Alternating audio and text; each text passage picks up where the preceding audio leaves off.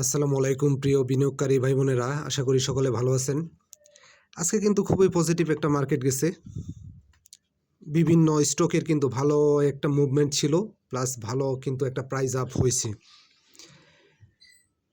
বিগত 1-1.5 মাসে market ups and down এবং যুদ্ধকালীন অবস্থা থাকলেও কিন্তু সব কিছু মিলিয়ে মার্কেট কিন্তু একেবারে খারাপ গেছে এটা বলা যাবে না। যদি আপনি প্রফিট করতে না পেরে থাকেন তবে আপনার ব্যাড লাক, আর যদি উপরে ব্লক হয়ে থাকেন তাহলে তো বলার কিছু নেই।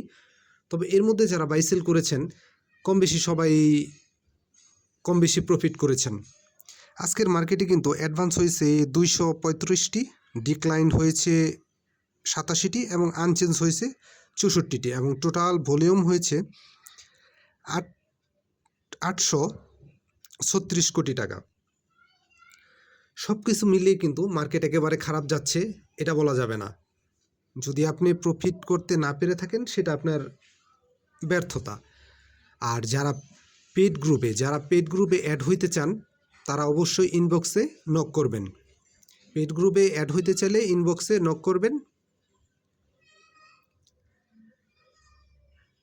আর যারা একটু ডিসিশন নিতে পারেন না বা সঠিক সময় সঠিক ডিসিশনটা নিতে পারেন না, তাদের আসলে কারো না কারো আন্ডারে, আসলে কোনো অ্যানালিস্টের আন্ডারে থাকাটাই মনে হয় ভালো। যাই হোক, আপনাদের বিবেচ্য বিষয়। এখন কয়েকটি স্টক নিয়ে কথা বলবো। প্রথম যে স্টকটি নিয়ে কথা বলবো সেটি হচ্ছে কাশিম ইন্ডাস্ট্রিজ। কাশিম ইন্ডাস্ট্রিজ কিন্তু গত 2-3 দিন যাবত একটা পজিটিভ মুভমেন্টে আছে এবং আজকে কিন্তু ভালো একটা ক্যান্ডেল করেছে। আর ভলিউমটা একটু বেশি হয়েছে, 17 লক্ষ। যেহেতু আশেপাশে এখন প্রত্যেকটা স্টকেরই ভলিউম হচ্ছে এবং কিন্তু একটা মুভমেন্ট প্রাইস আপ হচ্ছে, এতে ভলিউম নিয়ে খুব বেশি টেনশনের কিছু নাই। এই মুহূর্তে কাশিমের আরএসআই হচ্ছে 60, ভালো পজিশনে আছে, আপনারা পজিটিভ হিসেবে দেখতে পারেন। কাশিম ইন্ডাস্ট্রিজকে এই মুহূর্তে আপনারা চাইলে পজিটিভভাবে বিবেচনা করতে পারেন।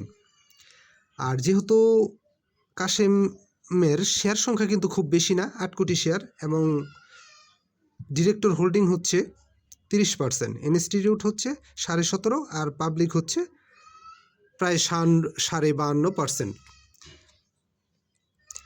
ইন্ডেক্সের বিবেচনায় এবং সামগ্রিক যুদ্ধ পরিস্থিতি সব কিছুর বিবেচনায় আজকের মার্কেটটা কিন্তু ভালো ছিল। আর আপনারা চাইলে পজিটিভভাবে কাশিম ইন্ডাস্ট্রিজটাকে পজিটিভভাবে দেখতে পারেন। দিনের যে কোনো সময় যখন মনে হবে যে না প্রাইসটা ঠিক আছে, সেই সময় আপনারা এন্ট্রি নেবেন। তবে এই স্টকটার মধ্যে কিন্তু আপনারা অ্যাভারেজ করতে পারবেন, আর এটার সামনে যাওয়ার যথেষ্ট পসিবিলিটি আছে।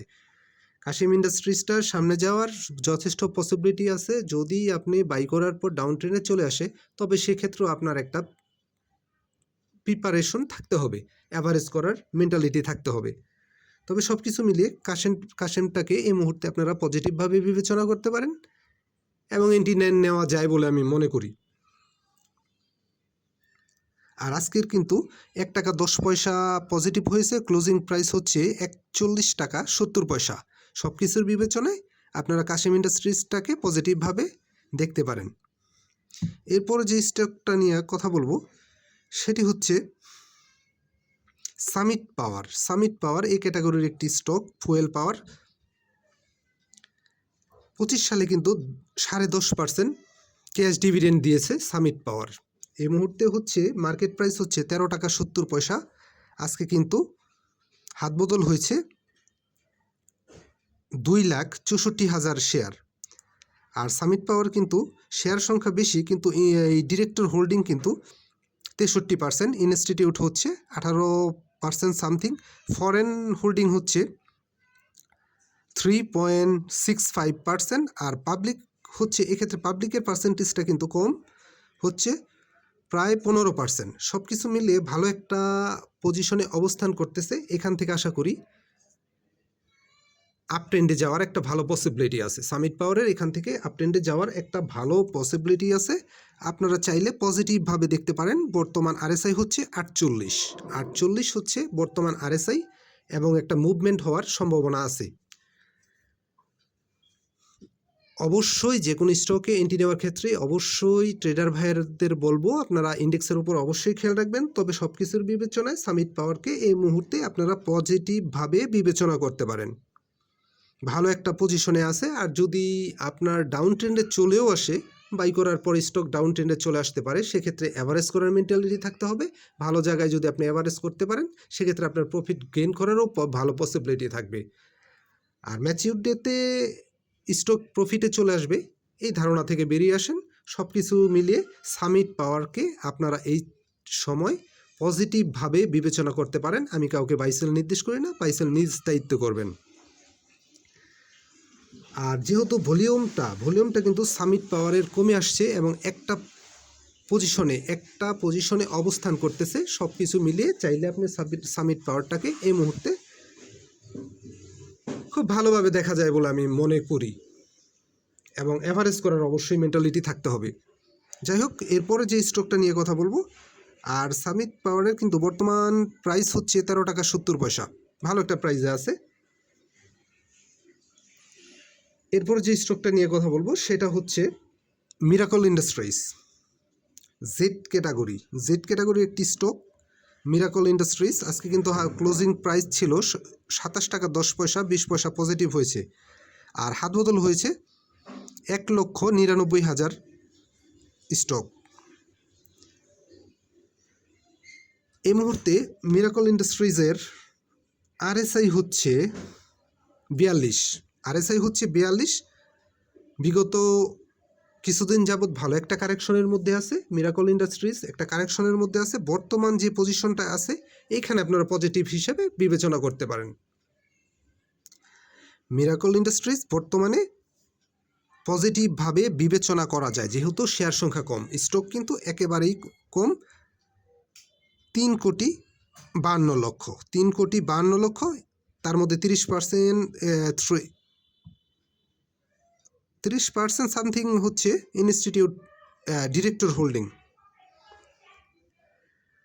সব কিছু মিলিয়ে মিরাকল ইন্ডাস্ট্রিজকে যেহেতু বিগত দিনে একটা কারেকশন জোনে আছে, আর হচ্ছে বর্তমানে একটা ভালো একটা সাপোর্ট পাইছে বলে মনে হচ্ছে।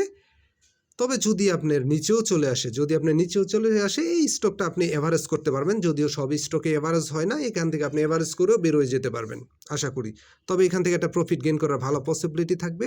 তবে ইন্ডেক্সের উপর খেয়াল রেখে যদি আপনি বুঝে এন্ট্রি নিতে পারেন, তবে আশা করি কম বেশি একটা প্রফিট গেইন করার পসিবিলিটি থাকবে, আর বাড়ার যথেষ্ট জায়গা আছে। বর্তমান আরএসআই হচ্ছে 42। মিরাকল ইন্ডাস্ট্রিজটা আপনারা চাইলে পজিটিভভাবে বিবেচনা করতে পারেন, ভালো পজিশনে আছে। আমি কাউকে বাইসেল নির্দেশ করি না, বাইসেল নিজ দায়িত্ব করবেন। আর একটু ডিটেলস বলা যেত, কিন্তু সেক্ষেত্রে ভিডিওটা আসলে বড় হয়ে যায়। যাই হোক, যেহেতু একটা বিগত দিনে কারেকশন হয়েছে, আমি বলবো পজিটিভভাবে আপনারা বিবেচনা করতে পারেন।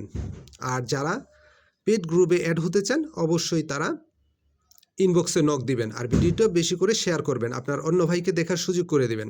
ধন্যবাদ, ভালো থাকেন, নিজের পুঁজিকে নিরাপদে রাখেন।